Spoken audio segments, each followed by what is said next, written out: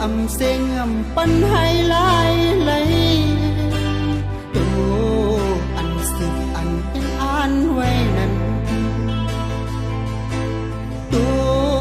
âm dốc dòng giờ đưa phơ tu quay bẹt huê nữ chữ giật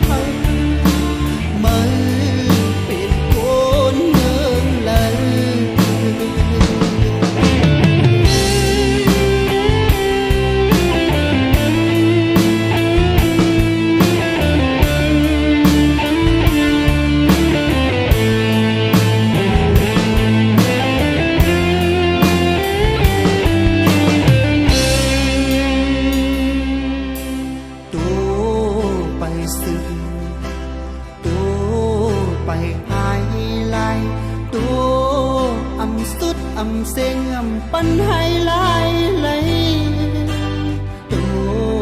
ăn sự ăn yên an huê nần tu âm dốc dòng giờ đưa phơ tu quay bẹt huê nữ chữ giật